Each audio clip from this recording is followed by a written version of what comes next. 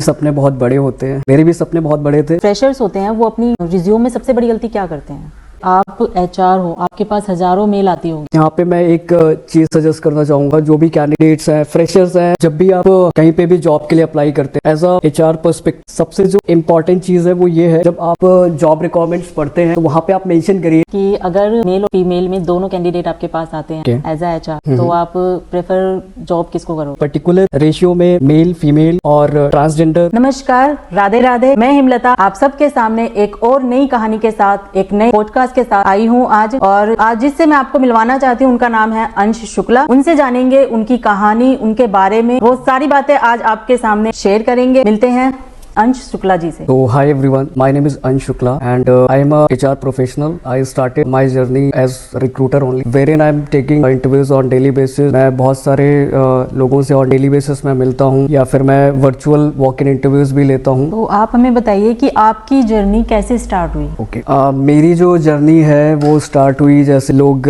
Graduate होते हैं और कुछ जॉब सर्च करते हैं, तो बहुत ही ईजी होता है एक बीपीओ में जॉब देखना सबके लिए। तो मैंने भी बीपीओ से ही स्टार्ट किया and I just joined as customer care executive. तो वहां से मेरी स्टार्टिंग हुई, जैसे ज्यादातर लोग करते ही हैं कि बीपीओ से स्टार्टिंग करते हैं, तो वैसे ही मेरी भी स्टार्टिंग हुई। आपकी लाइफ का टर्निंग पॉइंट क्या था?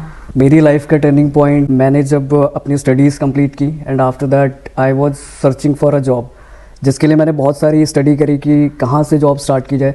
जो कि एक फ्रेशर जब अपनी जर्नी स्टार्ट करना चाहता है तो हर किसी के माइंड में ये क्वेश्चन होता है कि हमें स्टार्ट कैसे करना है। मैं गूगल पे बहुत सारी सर्चेस करता था, बहुत सारी स्टडीज़, जॉब कहाँ से स्टार्ट की जाए, जिसमें बहुत सारे स्कैम्स भी होते हैं। जब आप फ्रेशर होते हैं और आप अपनी जर्नी स्टार्ट करना चाहते हैं, तो लेट्स सपोज कुछ लोग ऐसे फंस जाते हैं कि पार्ट टाइम जॉब एंड वो ऑनलाइन जॉब्स के बारे में सर्च करने लग जाते हैं। बट हमें प्रॉपर स्टडी करनी चाहिए और जब हमें एज अ फ्रेशर हमें ज़्यादा नॉलेज भी नहीं होती है ये सब सही है या नहीं है। तो पहले मैं एज अ फ्रेशर मैं ऑनलाइन चेक कर रहा था, बट मुझे लगा नहीं कि ये कुछ भी मेरे लिए वर्किंग है। Then I came in Noida, means I completed my qualifications from Dehradun. वहाँ से मैं फिर नोएडा शिफ्ट हुआ और इट वाज वेरी चैलेंजिंग कि इस पूरे दिल्ली एनसीआर में आने के बाद एक फ्रेशर कैसे जॉब सर्च कर पाता है। तो लोगों की चप्पलें भी घिस जाती हैं जब आप एज अ फ्रेशर यहाँ पे आके जॉब सर्च करते हैं। बट मेरे साथ कुछ ऐसा हुआ कि 15-20 डेज मुझे लगे, बिकॉज मेरा एक नेटवर्क था फ्रेंड्स का जो यहाँ पे ऑलरेडी शिफ्टेड थे और उन्होंने मुझे उनके साथ जा के हमने हर कंपनी में जाके बात करी कि ओपनिंग है क्या, ऐसे करके। तो that was very struggling phase. मुझे लगता है हर फ्रेशर को ये प्रॉब्लम आती होगी और 100% आई एम श्योर कि आती ही होगी। हो सकता है कुछ के नेटवर्क्स अच्छे हैं तो उनको ना आती हो, बट मुझे ये चैलेंज आया था। और उसके बाद मैंने स्टार्ट किया एक एमएनसी से ही, जहाँ पे मैंने इंटरव्यू दिया और मैंने क्लियर भी किया और फिर मैंने वहीं से स्टार्ट किया। ये तो थी टर्निंग पॉइंट की बात। जैसा कि सबका बचपन से कुछ ना कुछ सपना होता है, तो आपका क्या सपना था बचपन से? बचपन में सबके सपने बहुत बड़े होते हैं, मेरे भी सपने बहुत बड़े थे। चाइल्डहुड में मेरा कोई एक ड्रीम नहीं था। मुझे नहीं पता सबके साथ ये होता है या नहीं, बट मेरे सपने चेंज होते रहते थे। कभी मैं सोचता था कि मैं पायलट बनूंगा, कभी मैं सोचता था डॉक्टर बनूंगा। तो ऐसे काफ़ी सारे सपने थे। बट जैसे जैसे हम बड़े होते हैं और हमें चीज़ों की अंडरस्टैंडिंग होती है, हम स्टडीज़ करते हैं, तब जाके हमें समझ आता है कि एक्चुअल में हम क्या कर सकते हैं या फिर हमारे अंदर क्या कैपेबिलिटी है जिसके बिहाफ पे, जिसके बेस पे हम आगे बढ़े। तो ऐसे बहुत सारे एक्सपेरिमेंट्स मैंने करे अपनी लाइफ में। अपने 12th के साथ साथ मैंने MBBS की प्रिपरेशन भी की। और बिकॉज एक चीज़ मैं ऐड करना चाहूँगा, मेरी पूरी फैमिली जो है वो मेडिकल बैकग्राउंड से है। My father is pharmacist, we have family business of medical store and medicine agencies. तो और मेरे जो ग्रैंडफादर थे वो MBBS डॉक्टर थे। तो उनको भी, मतलब मेरी फैमिली ये चाहती थी कि मैं एक डॉक्टर बनूं। मैंने उसके लिए अपना 100% दिया। बट व्हेन आई रियलाइज्ड कि एक्चुअल में मैं शायद ये नहीं कर पाऊँगा, मैंने उसके बाद क्विट कर दिया। और मेरा ये था कि मैं बस कैसे भी करके एक जॉब पकड़ूं। तो फिर नोएडा में आके मैंने स्टार्ट किया और मुझे बहुत ही ईजिली एक BPO में, मतलब as a customer care executive job मिली, जिसमें मेनली इंग्लिश चेक करते हैं और मेनली आप अच्छे से आंसर कर पाएँ और यू शुड वेरी बोल्ड। तो उस बेसिस पे शायद वो मेरे अंदर स्किल थी, जहाँ से मैंने अपनी स्टार्टिंग करी और अब जहाँ से मैंने अपनी जॉब स्टार्टअप किया।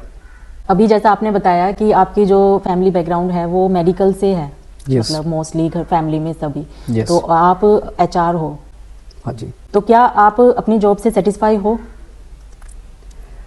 मैं तो अपनी जॉब से सेटिस्फाई हूँ and means satisfy in the sense कि मतलब कि जब एक आप ये होता है ना कि जैसे फैमिली अलग है और आप अलग निकल के आए हो, होता है हर फैमिली में सबके साथ होता है। हाँ जी। बहुत मतलब एक पर्सन ऐसा होता है कि वो फैमिली के साथ नहीं जाता है, तो अब अपने को खुशी होती है कि हाँ मैं अपने बलबूते पे या फिर अपनी मर्जी से मैं ये कर पा रहा हूँ। तो अभी आप सेटिस्फाई हो, मतलब आप खुश रहते हो कि आप अपनी मर्जी से ये कंपनी में जॉब कर रहे हो या एचआर हो? तो सबसे अभी इससे पहले एक क्वेश्चन आपने पूछा था कि आप मतलब आपका क्या सपना था, मतलब ड्रीम क्या था। तो मेरा ये भी एक ड्रीम था साइड बाय साइड कि मैं इंडिपेंडेंट बनूं। तो जब मैंने खुद से आके स्ट्रगल करके, बिकॉज क्या होता है कि जब आप किसी को जानते हैं, आपके कोई कॉन्टैक्ट्स होते हैं, उनके थ्रू जब आप कोई भी अपने करियर में सक्सेस होते हैं या फिर किसी कनेक्शन के थ्रू आपको कोई खुशी मिलती है या हैप्पीनेस या करियर ही, हम फॉर एग्जांपल करियर मान के चल रहे हैं, तो आई डोंट थिंक सो कि वो खुशी आपको होती है। बट जब आप ज़ीरो से आते हैं और आप खुद स्ट्रगल करके और उन चीज़ों को अचीव करते हैं जो आप करना चाहते थे लाइफ में, तो शायद वो बहुत ही सेटिस्फाइंग एंड बहुत ही एक हैप्पीनेस वाला मोमेंट होता है। तो yes, I am very much satisfied and मेरी फैमिली भी खुश है एंड कोई नहीं, मैं दूर हूँ फैमिली से, बट मैं दूर रह के एटलीस्ट उनको, वो आज को हैप्पी हैं मुझे देख के कि मैं कुछ हूँ लाइफ में और मैंने कहाँ से स्टार्ट करा। तो यस, मैं तो हैप्पी हूँ। ओके। आपके साथ कभी ऐसा हुआ कि कई बार होता है कि हम इंटरव्यू के लिए जाते हैं और प्रिपरेशन तो हमारी कंप्लीट होती है, मतलब Yes. अच्छे से हमें सब कुछ आ रहा होता है, लेकिन हम इंटरव्यूअर के सामने जाके हम ब्लैंक हो जाते हैं। तो कभी आपके साथ ऐसा हुआ? हाँ जी, मतलब एज ह्यूमन सभी के साथ होता है ऐसा, और वो लोग ज़्यादा रिलेट कर पा रहे होंगे जो फ्रेशर्स हैं, जिन्हें करियर बस स्टार्ट करना है अपनी स्टडीज़ के बाद। तो बिल्कुल ऐसा मेरे साथ फर्स्ट इंटरव्यू में हुआ था, जब मैं अपनी लाइफ का पहला इंटरव्यू देने के लिए आया।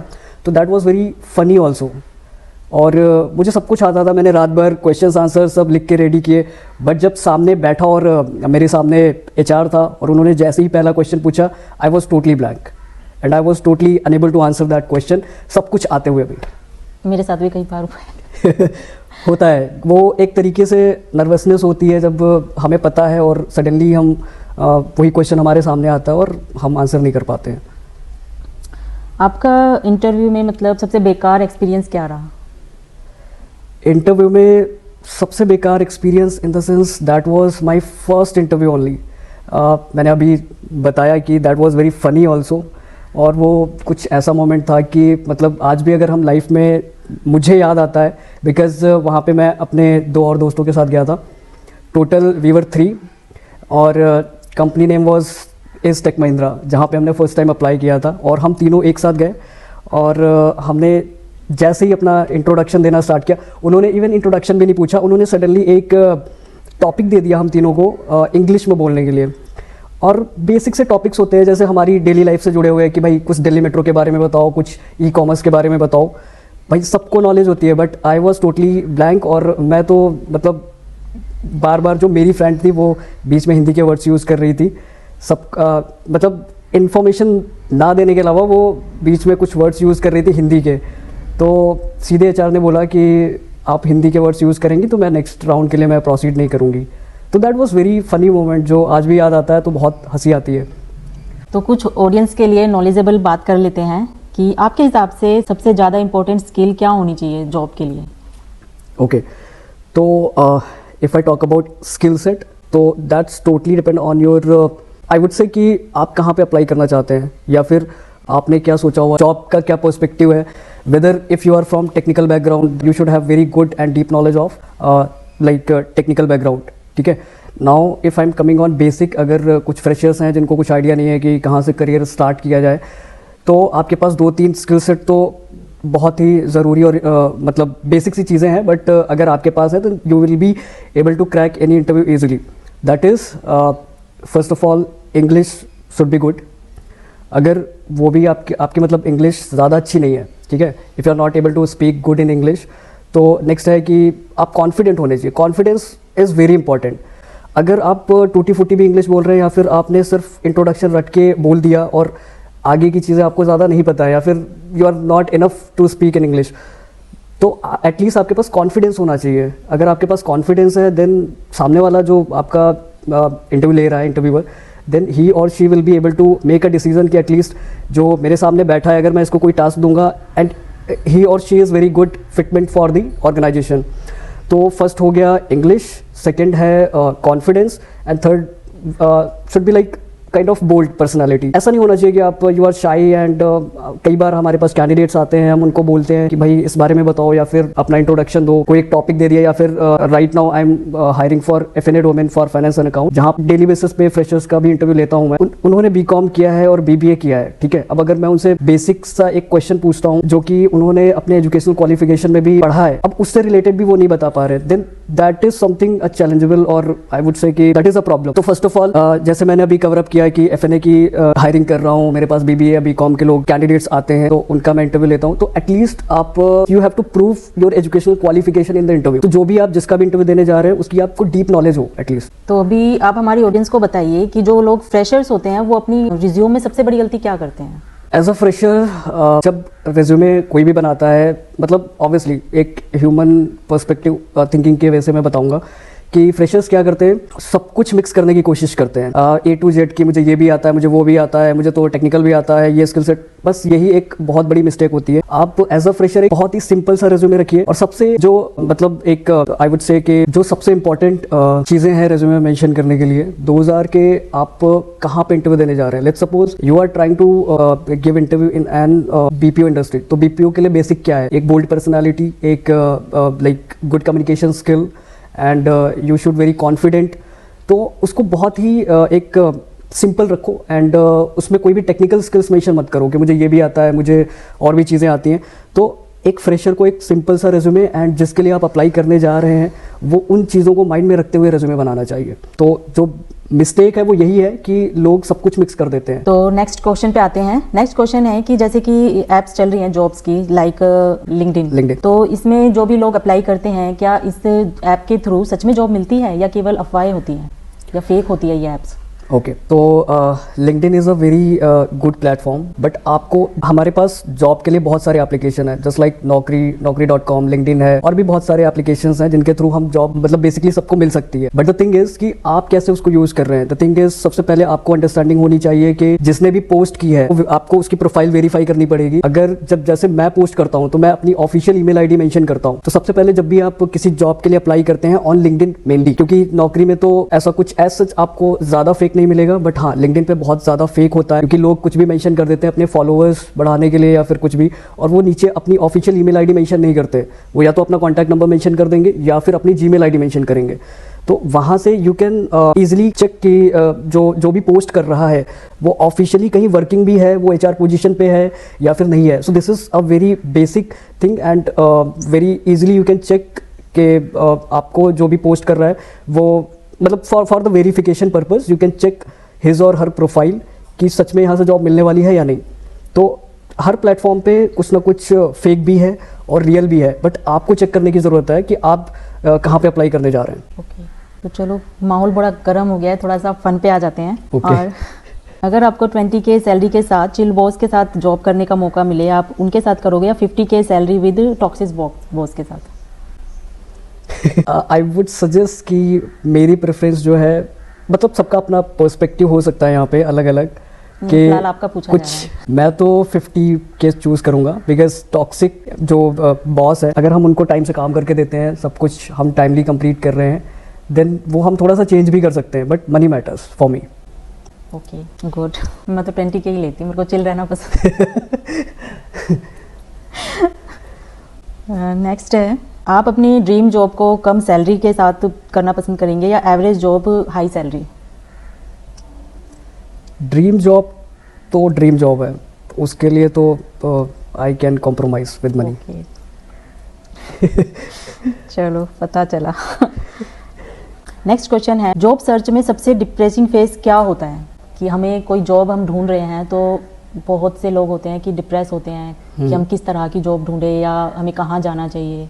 जब भी कोई भी कैंडिडेट जॉब सर्च कर रहा होता है, फर्स्ट ऑफ ऑल आपको अपना माइंड क्लियर करना पड़ेगा कि आप किस फील्ड में जाना चाहते हैं, आपका एरिया ऑफ इंटरेस्ट क्या है, या फिर आपकी स्किल सेट के अकॉर्डिंग क्या गुड फिटमेंट है। लेट्स सपोज जब स्टार्टिंग में फ्रेशर्स कुछ का माइंडसेट ये होता है कि मुझे बस कहीं जॉब मिले या फिर मुझे सिर्फ पैसे कमाने हैं, जैसे मेरा था। तो मैंने बीपीओ से स्टार्टिंग की। तो ऐसे ही सबसे पहले आपको अपना माइंड सेट क्लियर करना पड़ेगा कि आपको कहाँ पे जाना है। और डिप्रेसिंग फेस ये भी हो सकता है एक कि जब कोई भी candidate again and again rejections उसको मिलते हैं बहुत सारे, उसको आप कैसे इम्प्रूव कर सकते हो वो भी मैं बता देता हूँ एक बार।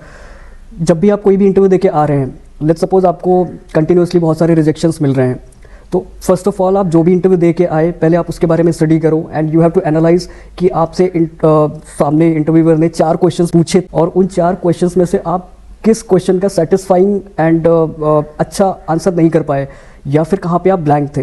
तो पहले आपको वो चीज़ें इंप्रूव करनी होंगी कि 4 क्वेश्चंस में से मैं 3 का आंसर कर पाया, 1 का नहीं कर पाया, तो वो आपको इंप्रूव करना होगा। और जब आप नेक्स्ट टाइम इंटरव्यू के लिए जाएं तो वो 4 आपके क्वेश्चंस रेडी होने चाहिए। लेट्स सपोज अगर उन 4 में से किस पूछ लिया गया नेक्स्ट इंटरव्यू में, तो you should prepare for those questions. तो आई वुड से कि डिप्रेसिंग तो यही है कि फर्स्ट ऑफ ऑल कि जॉब ना मिलना, क्योंकि आपको पता नहीं है कि आपको क्या चाहिए। पहले तो आपको क्लियर होना पड़ेगा। Second, rejections in the interview continuously. तो नेक्स्ट क्वेश्चन है, एज अ एचआर आपने कई इंटरव्यू लिए भी होंगे, तो क्या इंटरव्यू बार बार क्वेश्चंस रिपीट करते हैं? हाँ जी, this is the basic thing, repeat तो करना ही होता है।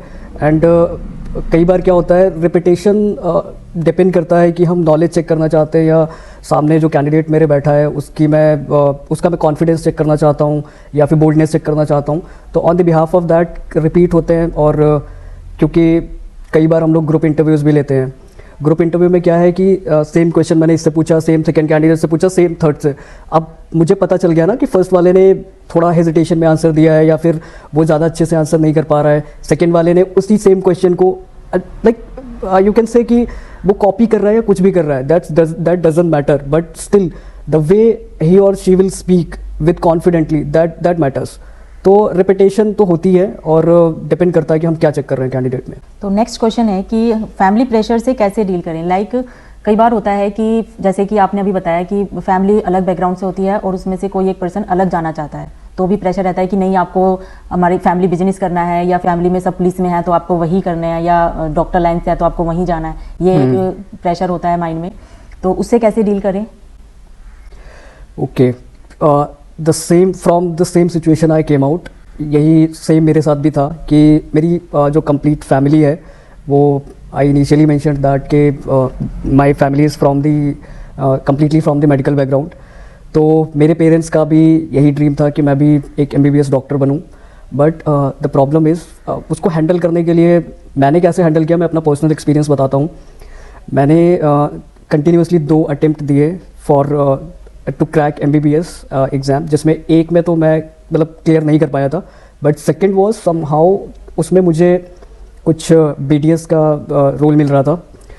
बट वहाँ से आई वॉज नॉट सेटिस्फाई कि मैं मतलब इतनी प्रिपरेशन करने के बाद और इतने सारे एफर्ट्स करने के बाद मैं BDS करूँ। Means my family was totally supporting to me कि आप ये भी करो, कोई प्रॉब्लम नहीं है, वी आर एक्सेप्टिंग। बट मैं नहीं करना चाहता था। आफ्टर दैट बस मैं उस सिचुएशन से बाहर इस तरीके से आया। मैंने सोचा कि मैं सिर्फ एक इंडिपेंडेंट बन के मैं अपनी अर्निंग स्टार्ट करूं कैसे भी करके। तो वो मैंने अपनी अर्निंग स्टार्ट की और आफ्टर दैट धीरे धीरे करके फैमिली समझ जाती है जब आप एक अच्छी पोजीशन पे होते हैं और आप if you are earning good money. तो इसी से रिलेटेड एक नेक्स्ट क्वेश्चन है। तो नेक्स्ट क्वेश्चन है कि एज अ HR अगर आप इंटरव्यू ले रहे हैं तो सामने जो भी इंटरव्यू देने आते हैं उनकी पर्सनैलिटी मैटर करती है, फैमिली बैकग्राउंड मैटर करता है? Okay, this is very good question. जो सबके मतलब जो कैंडिडेट्स बाहर बैठे होते हैं और हम कैबिन में इंटरव्यू ले रहे होते हैं तो वो सबके माइंड में ये एक बेसिक सा क्वेश्चन ज़रूर आता है कि सामने जो HR है, जो हायर कर रहा है, वो बायस तो नहीं है। कुछ कभी क्या होता है कि जब हम इंटरव्यू ले रहे होते हैं हमारे पास काफ़ी अच्छी फैमिली बैकग्राउंड के भी लोग आते हैं, कैंडिडेट्स आते हैं। कई बार पुलिस, आर्मी और मतलब जनरल है, जॉब तो सबको ही चाहिए, हर कोई आता है जॉब के लिए, अप्लाई करता है और इंटरव्यू देता है। बट उनको ऐसा लगता है कि जब हम इंटरव्यू दे रहे हैं या फिर हमारे फैमिली बैकग्राउंड से या फिर किसी और चीज़ लाइक पर्सनालिटी को लेके कुछ फ़र्क पड़ने वाला है। बट ऐसा कुछ भी नहीं होता है। आप जब इंटरव्यू के लिए आते हैं और आप सामने जैसे ही आप अपना इंट्रोडक्शन स्टार्ट करते हैं, वहीं से एक HR को जो सामने इंटरव्यू आपका ले रहा है उसको वहीं से पता चल जाता है कि आपके अंदर क्या स्किल सेट है, आप क्या कर सकते हो। तो पूरा जो इंटरव्यू होता है और आपका जो सिलेक्शन प्रोसीजर है या फिर हम आपको सेलेक्ट करने वाले हैं या रिजेक्ट करने वाले हैं, वो वहीं पे डिसाइड हो जाता है। तो दैट डजेंट मैटर कि आपकी फैमिली क्या करती है, आप किस बैकग्राउंड से आए हैं। हमारे पास ऐसे लोग भी आते हैं जो बहुत अच्छी फैमिली बैकग्राउंड से हैं, बट हम उनको उनकी स्किल सेट देख के अगर वो एक सूटेबल फिटमेंट नहीं है तो हम उनको रिजेक्ट भी करते हैं। तो दैट डजेंट मैटर। तो इसी से रिलेटेड एक नेक्स्ट क्वेश्चन है कि अगर मेल और फीमेल में दोनों कैंडिडेट आपके पास आते हैं ओके, एज अ एचआर, तो आप प्रेफर जॉब किसको करोगे? Male and female, first of all that's totally depend on the organisational requirement. एक रेशियो होता है जो एमएनसीज मतलब फॉलो करती हैं। कुछ छोटी कंपनीज का मैं नहीं कह सकता, जो स्टार्टअप है या फिर जिन्होंने स्टार्ट ही किया है और उनको अपनी जो रिक्वायरमेंट्स है वो फुलफिल करनी है, राइट। मैं उनको इसमें कंसिडर नहीं कर रहा, बट जो बड़ी कंपनीज हैं और एमएनसीज हैं उनको एक गाइडलाइन फॉलो करनी होती है जिसमें एक पर्टिकुलर रेशियो में मेल, फीमेल और ट्रांसजेंडर, वो सारी बातें आज आपके सामने ध्यान में रखते हुए एक रेशियो मेंटेन करना होता है। तो that's totally depend on the requirement कि हमारे पास फीमेल की रिक्वायरमेंट ज़्यादा है या मेल की ज़्यादा है। अब मेरे पास 50 कैंडिडेट्स हैं इंटरव्यू लेने के लिए और मेरे पास फीमेल की रिक्वायरमेंट ज़्यादा है। तो फर्स्ट ऑफ ऑल जब हम पोस्टिंग भी करते हैं ऑन जॉब बोर्ड्स तो वहाँ पे मेंशन भी होता है कि फीमेल प्रेफर्ड, मेल प्रेफर्ड। तो वहाँ से अंडरस्टैंडिंग हो जाती है कैंडिडेट्स को कि इसमें फ़ीमेल की ज़्यादा रिक्वायरमेंट है या फिर मेल की ज़्यादा रिक्वायरमेंट है। उसको ध्यान में रखते हुए ही हायरिंग प्रोसीजर कंप्लीट होता है। तो अभी कुछ क्वेश्चंस हम अपनी ऑडियंस की एडवाइस के लिए मैं आपसे पूछती हूँ कि पहला क्वेश्चन है, फ्रेशर्स को जॉब जल्दी कैसे मिलेगी? ओके, फ्रेशर्स जब जॉब सर्च करना स्टार्ट करते हैं तो आई थिंक मैं पहले भी मेंशन कर चुका हूँ कि सबसे पहले उनको ये माइंड में रखना है कि उन्हें क्या चाहिए। Let's suppose they are going for that job जिसमें उन्होंने एजुकेशनल क्वालिफिकेशन उसी में कंप्लीट किया है। अब अगर वो उसी चीज़ के लिए जा रहे हैं जिसकी स्टडी उन्होंने की है, ओके, तो उसकी बेसिक नॉलेज तो होनी ही चाहिए।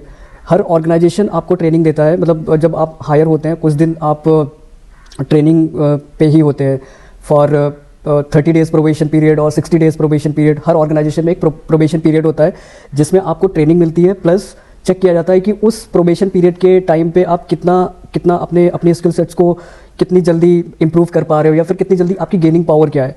तो जब आपकी गेनिंग पावर भी चेक होती है वहाँ पे। लेट्स सपोज अगर कोई प्रोबेशन पीरियड पे है 60 डेज़ के एंड 30 डेज़ में अपने आप को वो जस्टिफाई कर रहा है कि मैं इतनी जल्दी लर्निंग करके और इतनी जल्दी मैं प्रोडक्टिव हो सकता हूँ। तो फर्स्ट ऑफ ऑल जो भी फ्रेशर्स जिस फील्ड में इंटरव्यू के लिए जा रहे हैं या फिर उनको जिस जॉब के लिए सर्च कर रहे हैं, पहले तो उनको उसमें सबसे ज़्यादा डीप नॉलेज होनी चाहिए। आई वुड नॉट सजेस्ट कि डीप नॉलेज, एक बेसिक सी इन्फॉर्मेशन होनी चाहिए और definitely you will be able to crack your interview easily. तो फ्रेशर्स को सबसे पहले 2-3 चीज़ों पे काम करना है। You should be very confident, that totally matters. And second, आपको कैसी जॉब चाहिए, कहाँ पे जा रहे हैं आप जॉब सर्च करने के लिए या फिर इंटरव्यू देने के लिए, सॉरी, उसकी डीप नॉलेज या फिर बेसिक अंडरस्टैंडिंग। थर्ड, जहाँ पे आप अपने आप को ईजिली जस्टिफाई कर पाएँ after taking training from the organisation. That's it. तो नेक्स्ट क्वेश्चन है हमारा, आपके पास इतने सारे रिज्यूम आते होंगे, कभी कोई ऐसा रिज्यूम आया जिसको देखकर आपको बहुत हंसी आई हो? हाँ, दिस इज़ बेसिक। बहुत सारे रिज्यूमे आते हैं जिनको देख के हंसी इसलिए भी आती है क्योंकि वो इनकम्प्लीट होते हैं। जैसे किसी ने जॉब के लिए अप्लाई किया और रिज्यूमे में अपना कॉन्टैक्ट नंबर ही मेंशन नहीं किया है। तो नेक्स्ट क्वेश्चन है कि जैसे आप एचआर हो, आपके पास हज़ारों मेल आती होंगी, लेकिन अगर कोई जॉब के लिए आपके पास अप्लाई कर रहा है, उसके लिए तो वो सिंगल जॉब है कि मुझे जॉब मिलनी चाहिए, लेकिन आपके पास हज़ारों, तो ऐसे कैचअप कर पाते हो? ठीक है, हाँ। सो यहाँ पे मैं एक चीज़ सजेस्ट करना चाहूँगा, जो भी कैंडिडेट्स हैं, फ्रेशर्स हैं, वेदर फ्रेशर्स और एक्सपीरियंस बोथ, जब भी आप कहीं पे भी जॉब के लिए अप्लाई करते हैं, एज अ एचआर पर्सपेक्टिव मैं अपना पॉइंट ऑफ व्यू बताऊंगा कि मेरे पास एक एचआर है, वो एक अकेला इंसान है, बट जो कैंडिडेट्स उसके पास हैं वो बहुत सारे हैं, हज़ारों में। अब अगर आप उस जॉब के लिए अप्लाई कर रहे हैं तो सबसे पहले आपको जॉब रिक्वायरमेंट्स देखना इज़ वेरी इंपॉर्टेंट।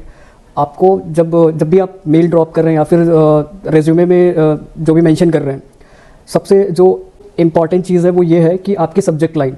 जब आप मेल ड्रॉप कर रहे हैं एक एचआर को, तो आपकी सब्जेक्ट लाइन से ही पता चल जाता है कि आप क्या देख रहे हैं। सो द थिंग इज़, जब आप जॉब रिक्वायरमेंट्स पढ़ते हैं तो वहाँ पे आप मेंशन करिए कि you are dropping resume for this position. तो जब भी कोई भी एचआर आप उन 1-2 हज़ार मेल में से फ़िल्टर करेगा तो वो ईजिली आपकी प्रोफाइल को कैचअप कर पाएगा और अगर आप कई बार रेज्यूमे ऐसे भी आते हैं या फिर मेल ऐसे भी कैंडिडेट्स करते हैं कि कुछ भी मेंशन नहीं करते, फिर कैंडिडेट्स को लगता है कि ये तो कभी रिस्पॉन्स नहीं करते। तो आपका the way you are applying that matters. आपकी टॉप 3 एडवाइस क्या होंगी जॉब सीकर्स और फ्रेशर्स के लिए? आप हमारी ऑडियंस को क्या टॉप 3 एडवाइस देना चाहेंगे जो कि फ्रेशर्स हैं और जॉब सर्च कर रहे हैं? ओके, तो सबसे पहले जो फ्रेशर्स हैं, ऑब्वियसली थोड़ा सा स्ट्रगलिंग फेज़ होता है सबके लिए जब वो जॉब सर्च करना स्टार्ट करते हैं, क्योंकि फ्रेशर्स के लिए चैलेंजेबल इसलिए होता है क्योंकि कुछ लोग, जो कुछ कैंडिडेट्स होते हैं, वो उनका माइंडसेट क्लियर नहीं होता है कि उनको एक्चुअल में क्या करना है। तो वो हर जगह अप्लाई कर रहे होते हैं। जैसे एज HR जब हम लोग भी जॉब बोर्ड्स पे पोस्टिंग करते हैं, लेट्स सपोज मैंने पोस्टिंग की है and we are looking candidates for a particular domain for FNA, finance and accounts. तो वहाँ पे इररिलेवेंट रेज्यूमे भी आते हैं जो एज अ फ्रेशर होते हैं, उनको ये नहीं पता होता है कि मैं इस जॉब के लिए सूटेबल हूँ या नहीं हूँ। तो सबसे पहले आपको वो टारगेट करना होगा कि आपको क्या करना है। अगर यहाँ पे 2 तरीके के कैंडिडेट्स होते हैं, जिनको पता होता है कि मुझे इस प्रोफेशन को चूज़ करना है, और कुछ को पता नहीं होता है, वो कंफ्यूज होते हैं कि मुझे इसमें जाना चाहिए या फिर मैं हर जगह अप्लाई करके देख लेता हूँ, कहीं तो हो जाएगा। तो एंड कुछ का जो माइंडसेट होता है वो होता है मनी अर्निंग, कैसे भी करके एक स्टार्टअप किया जाए और मनी अर्न की जाए। मैं एडवाइस ये करना चाहूँगा कि आप पहले अपने आप को, अपना माइंड क्लियर करिए कि आपको कहाँ पे अप्लाई करना है या फिर किस प्रोफेशन में जाना है। सेकंड, जिसमें भी आपको, जिस प्रोफेशन को आप चूज़ कर रहे हैं या फिर जिसके लिए भी आप इंटरव्यू देने जा रहे हैं, आपको नॉट डिटेल्ड बट स्टिल एक बेसिक आइडिया होना चाहिए या फिर बेसिक उस रोल की अंडरस्टैंडिंग होनी चाहिए, और उस कंपनी के बारे में जहाँ पे आप इंटरव्यू देने जा रहे हैं कि वो कंपनी एक्चुअल में क्या करती है और किस रोल के लिए हायर कर रही है और उसके लिए क्या स्किल सेट्स रिक्वायर्ड है। आपको कुछ नहीं करना है, आपको अपनी जो प्रोफाइल है उसको सेम मॉडिफाई करना है as per the organisational requirement, जो जहाँ से आपको एक बहुत ही बेसिक सी चीज़ें, अगर आप जो जॉब पोस्टिंग है वहाँ से देख सकते हैं। जॉब पोस्टिंग में आपको आपके बहुत सारे आंसर्स मिल जाते हैं। जब आप बहुत डीपली जॉब पोस्टिंग को पढ़ते हैं या फिर रेड करते हैं, वहाँ पे आपको ये पता चल जाता है कि मुझे क्या क्या पढ़ के जाना है। वो एक तरीके से आपके सामने एक क्वेश्चन पेपर होता है कि इसको पढ़ के आपको आंसर देना है, जस्ट लाइक दैट। तो सबसे पहले जहाँ भी आप इंटरव्यू देने के लिए जा रहे हैं, उस कंपनी के बारे में और जॉब डिस्क्रिप्शन, मतलब जॉब बोर्ड से आपको जॉब रिक्वायरमेंट्स पढ़नी है। This is basic, so that you will be able to crack that interview जिसके लिए आप जा रहे हैं। तीसरी चीज़, आई वुड सजेस्ट कॉन्फिडेंस। आप कुछ भी ना कर पा रहे हैं, आपके पास कॉन्फिडेंस है। आपने 4 क्वेश्चंस आपसे पूछे गए, 4 में से आपने 2 का कॉन्फिडेंटली आंसर किया है, which means I would say कि 70-80% आपके चांसेस हैं कि आप हायर हो जाएंगे।